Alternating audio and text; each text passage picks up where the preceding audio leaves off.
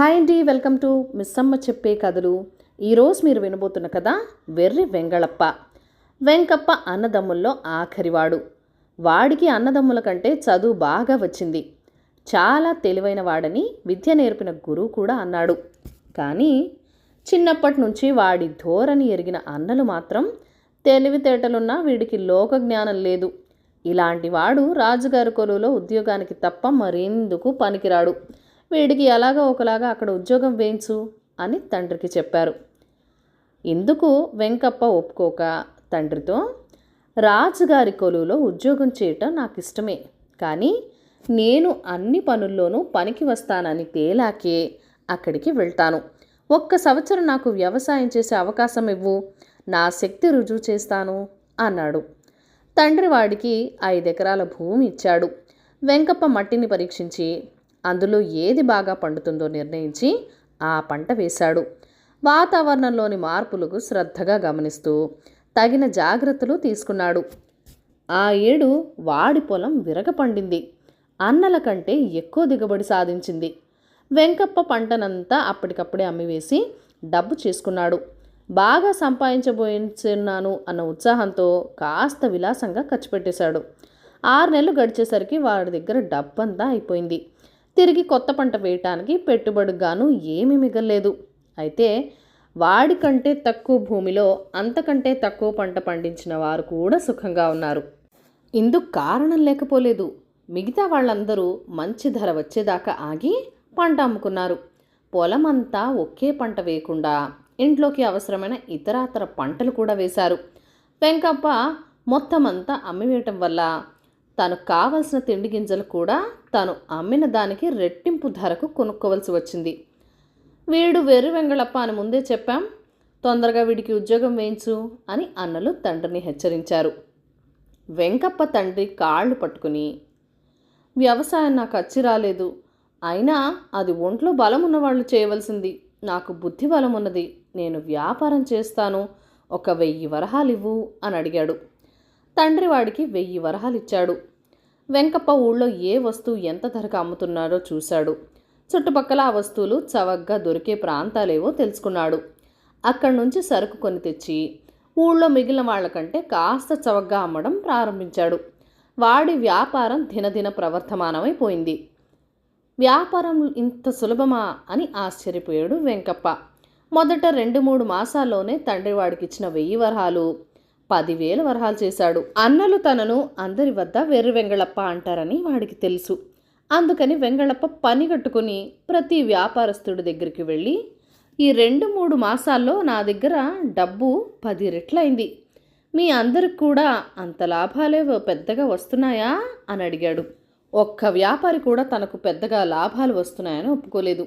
నీకంత పెద్ద లాభాలు ఎలా వస్తున్నాయ్యా, మాకంత చిక్కడం లేదు, అతి కష్టం మీద మా పెట్టుబడి మాకు తిరిగి వస్తున్నది అన్నారు వాళ్ళు. వెంకప్ప ఆశ్చర్యపోయి తనంత తెలివైన వాడు లేడనుకున్నాడు. సంపాదించిన డబ్బును ఇష్టం వచ్చినట్టు ఖర్చు పెట్టేశాడు. నెలకు 1000 రూపాయలు దాచగలిగితే చాలని వాడి అభిప్రాయం.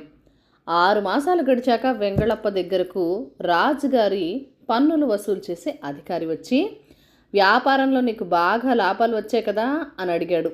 అవును, ఈ ఊళ్ళో ఎవరికి రానంతగా వచ్చాయి అన్నాడు వెంకప్ప. నీ లాభాల సంగతి నా దాకా వచ్చింది, నువ్వు రాజుగారికి 30,000 వరహాలు పన్నుగా చెల్లించవలసి ఉన్నది అన్నాడు అధికారి.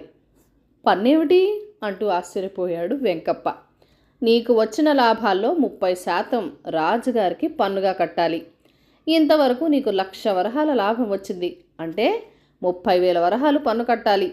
నీలాగే మిగతా వ్యాపారులు కూడా పన్ను కట్టాలి, త్వరగా పన్ను చెల్లించు అన్నాడు అధికారి. వెంకప్పకు గుండె ఆగినంత పనైంది. తను మళ్ళీ తండ్రి దగ్గరే అప్పు చేసి ఈ పన్ను చెల్లించాలి. మిగతా వ్యాపారులు లాభాలు రావటం లేదని ఎందుకన్నారో వాడికి ఇప్పుడు అర్థమైంది. వెంకప్ప తండ్రి పన్నులు వసూలు చేసేవాడికి సర్ది చెప్పి పంపేసి, నీ అన్నలు చెప్పినట్టు నువ్వు నిజంగా వెర్రి వెంగళప్పవే, మనం రాజధానికి వెళ్దాం, అక్కడ నీకు ఏదో ఒక ఉద్యోగం ఇప్పిస్తాను అన్నాడు వెంకప్పతో. వెంకప్ప అవమానంతో తల వంచుకొని, నా ఉద్యోగం నేను సంపాదించుకోగలను, అబద్ధాలు పలికించవలసిన వృత్తిలో నేను రాణించలేను, కానీ నా తెలివితేటలతో రాజును మెప్పించగలను అన్నాడు. తండ్రి ఒక్క క్షణం ఆలోచించి, సరే అలాగే చెయ్యి, ఒక్క విషయం మాత్రం గుర్తుంచుకో, ఎంత గొప్పవాళ్ళకైనా సరాసరి రాజదర్శనం లభించదు. ఎవడైనా గొప్పవాడి ద్వారా రాజుగారి ప్రాపకం సంపాదించుకో. నీ వల్ల పని కాకపోతే మాత్రం నాకు కబురు చెయ్యి, వచ్చి సాయం చేస్తాను అన్నాడు. వెంకప్ప రాజధాని నగరం చేరాడు. ఆ రోజు రాజుగారి మహాకవి అప్పనకు కనకాభిషేకం చేయిస్తున్నాడు. జనం తండోపతండాలుగా వెళ్తున్నారు. ఆ విషయం చూడటానికి వెంకప్ప కూడా వెళ్ళాడు. రాజ్యంలోని ప్రముఖులందరూ మహాకవులకు ప్రమాణాలు చేయటం వెంకప్ప చూశాడు. రాజు స్వయంగా ఒక పళ్ళ నిండా బంగారు నాణాలు తెచ్చి పురోహితులు మంత్రపఠనం చేస్తుండగా అప్పన్నకు అభిషేకించి పాదాభివందనం చేశాడు. అప్పన్న రాజుని ఆశీర్వదించాడు. జయ జయధ్వానాలతో సభ దద్దరిల్లిపోయింది. ఆ సాయంత్రం వెంకప్ప మహాకవి అప్పన్నను చూడబోయాడు. ఎంతో సులువుగా వాడికి ఆయన దర్శనం లభించింది. వెంకప్ప ఆయనకు వినయంగా నమస్కరించి, నా తెలివితేటలు ప్రదర్శించే అవకాశం ఇస్తే ఎంతటి వారినైనా మెప్పించగలను. మీ మాట సాయంతో నేను రాజుగారి కొలువులో ఉద్యోగం సంపాదించుకోవాలనుకుంటున్నాను అన్నాడు. అప్పన్న ఆశ్చర్యపోయి, నాయనా, నువ్వెవరివో గాని వెర్రి వెంగళప్పలాగున్నావు. అలా కాకపోతే కొలువులో ఉద్యోగం కోసం నా దగ్గరికి రావు అన్నాడు. వెంకప్ప ముఖం చిన్నబుచ్చుకొని, అంతా అన్నట్టే మీరు అన్నారు. రాజుగారి చేత కనకాభిషేకం చేయించుకున్న మీకంటే గొప్పవారు నాకెక్కడ దొరుకుతారు అన్నాడు. అప్పన్న నవ్వి, వెర్రివాడా, ఈ సంగతి తెలీదా? ఒక కవిని సన్మానించడం రాజుకు గౌరవ కారణమవుతుంది. అందుకే ఆయన నాకు కనకాభిషేకం చేశాడు. అంతకంటే ఆయనకు నా దగ్గర ప్రత్యేక అభిమానం అంటూ ఏమీ లేదు. ఉద్యోగం కావాలంటే మంత్రి దగ్గరికి వెళ్ళు, సేనాధిపతి దగ్గరికి వెళ్ళు, విధూషకుడి దగ్గరికి వెళ్ళు, ఆఖరికి ఆయన గారి క్షౌరకుడు రజకుడు అయినా నీకు సహాయపడవచ్చు. సన్మానం ముగిశాక నేనెవరినో కూడా రాజుకు గుర్తుండకపోవచ్చు అన్నాడు. వెంకప్పకు ఈ ప్రపంచమంతా అయోమయంగా అనిపించింది. వాడు తండ్రికి కబురు పంపి ఆయన ద్వారా రాజుగారి కొలువులో ఉద్యోగం సంపాదించి అనామకుడిగా చాలా కాలం సుఖంగా జీవించాడు. కథ కంచికి మనమింటికి. ఈ కథను లైక్ చేయండి, షేర్ చేయండి. మన ఛానల్ని ఫస్ట్ టైం చూస్తున్నట్లయితే కనుక ప్లీజ్ సబ్స్క్రైబ్ చేసుకొని మీ సపోర్ట్ ఇవ్వండి. మీ అమూల్యమైన ఫీడ్బ్యాక్ అండ్ సజెషన్స్ నాతో కామెంట్ సెక్షన్లో కూడా షేర్ చేసేయండి. Thank you for watching. Bye bye.